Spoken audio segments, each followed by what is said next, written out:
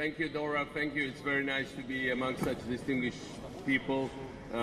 It's very nice to see each of you, and obviously feel very humble among this crowd of great historic importance and significance. And in this wonderful city of Baku, which is changing so fast and flourishing so fast. Indeed, I would say from being almost nowhere several years ago, being one of the world's most exciting places right now, without exaggeration, without just being complimentary to our host. That's the reality which we have to all acknowledge.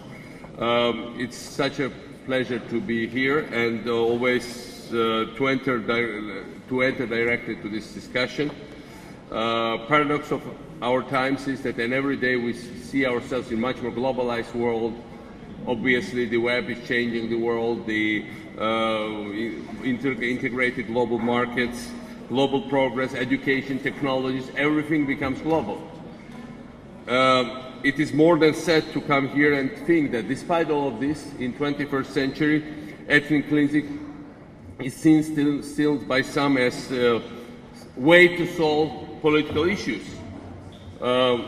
It's very painful to look at hundreds of thousands of Azeri and Georgian citizens that cannot go back to their houses simply because somebody has one day decided that it's no longer their house.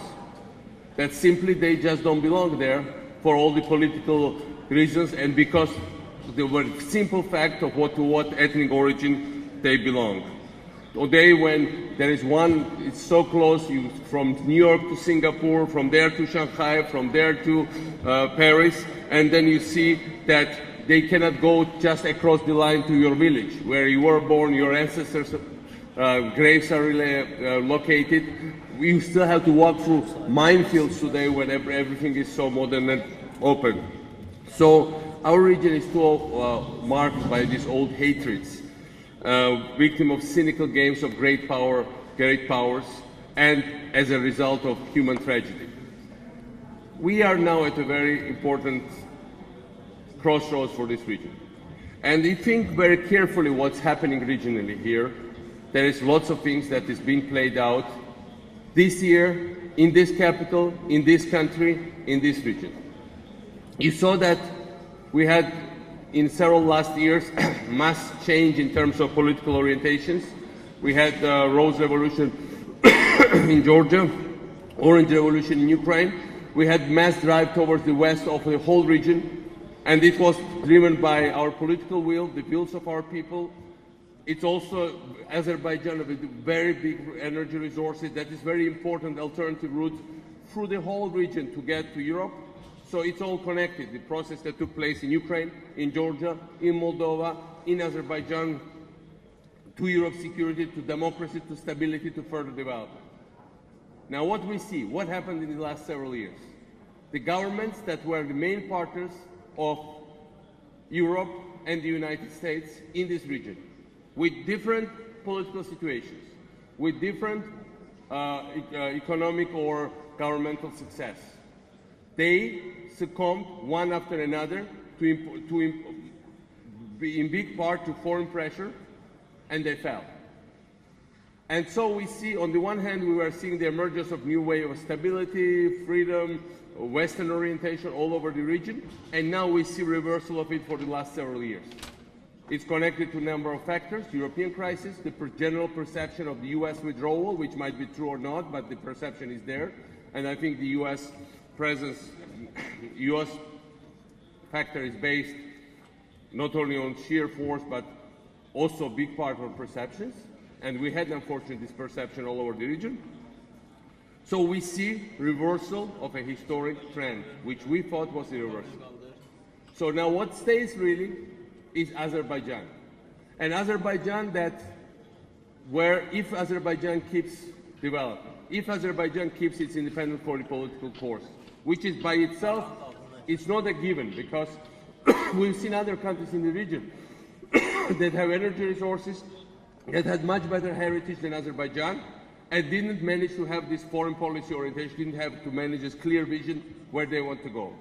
Azerbaijan is an exception, a very lucky one, based on the vision of Heydar Aliyev and also his son. Now, Of course, it's also a big impediment for certain people that don't want to see post-Soviet space go somewhere and become independent, break free. So we should be very careful what happens here. On the one hand, it's a fate of energy security of Europe.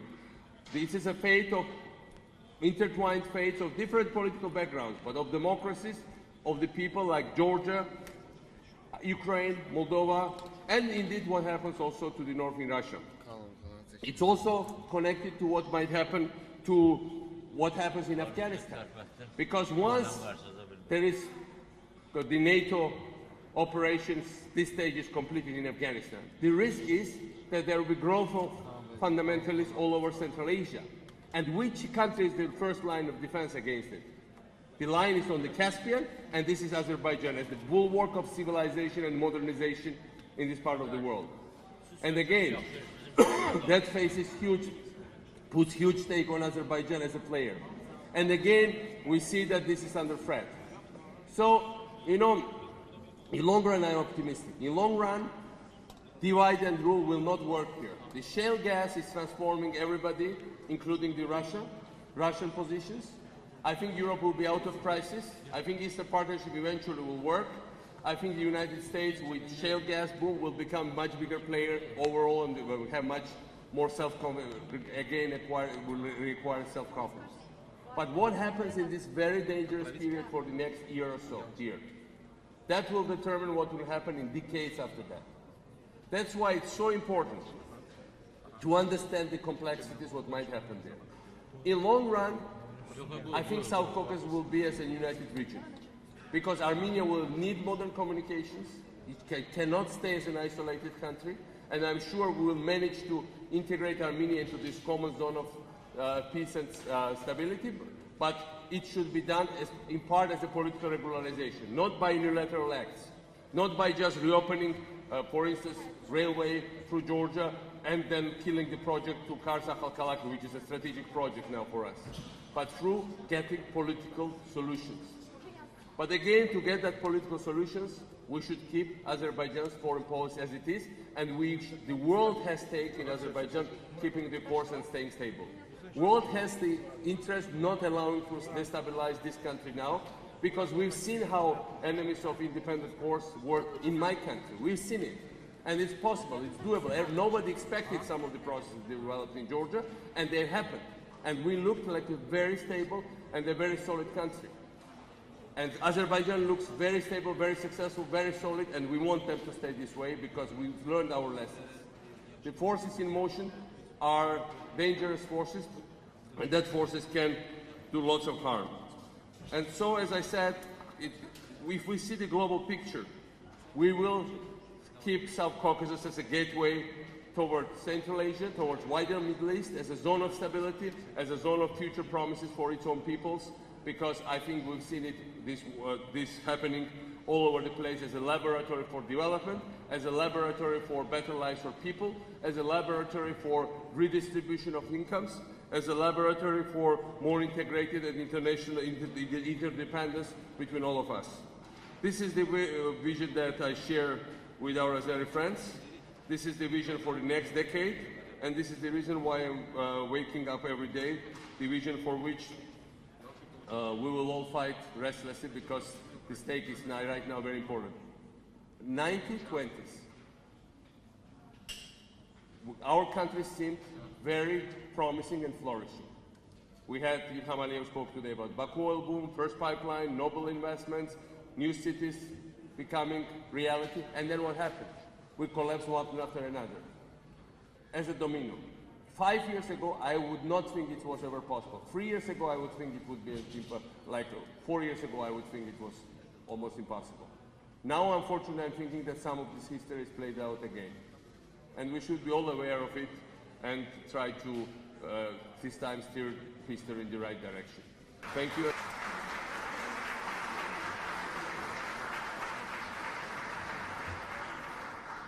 So, well, we know that Georgia has many small minority groups. Yes.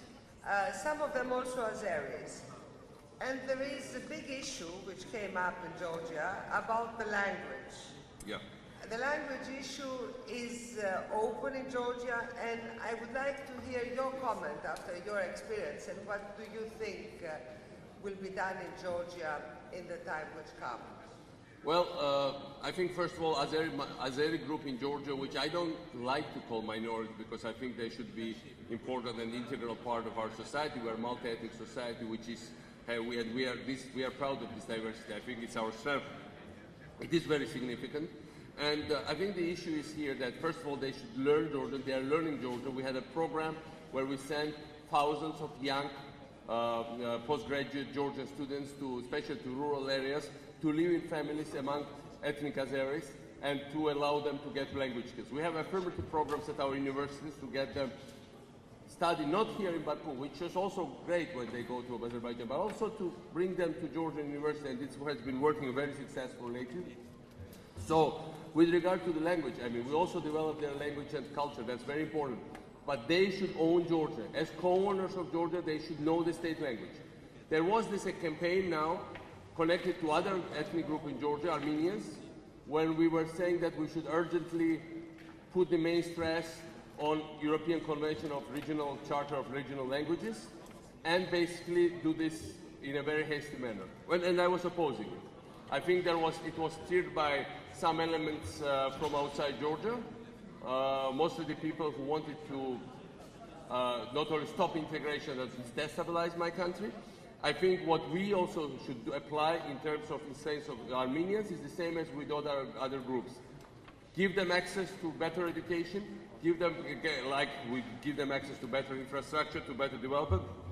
If you look very carefully, for instance, what's happening on Azerbaijan's role in Georgia. Azerbaijan and us, we are building one of the biggest railway projects in modern history. This is a railway basically between Beijing and London, very modern one, with the hub in the town of Akhalkalaki. Town of Akhalkalaki is almost 100% ethnically Armenian. And this is Azeri investment. And this really contributes to development of local community to a great extent. It's huge, important for all of them. So that's a thing where you see cooperation despite ethnic boundaries. And that's the way to take, not to say, oh, you are separate now, you are separate, you should have your language, stay there, not allow anybody in, and that will be the way to take. No. I think that eventually this will be one region through development, through integration, through investments, and that also means that they should integrate where they live, and I think we have full understanding of Azeri with Azeri leadership on this issue. I have to say that Ehud is amazing. He has phenomenal knowledge generally of culture and literature and history, including the Georgian literature and history. I was always very impressed by the depth of his knowledge, and he could quote Georgian poets, which is very rare among superficial world of us, of politicians, as we know. The point here is that, indeed, what we are talking about, hopefully we don't have to realize later that we told you so. Things I'm talking about, they better not happen. We should keep Azerbaijan on the course, and that will be the best indication of what we are doing. Thank you.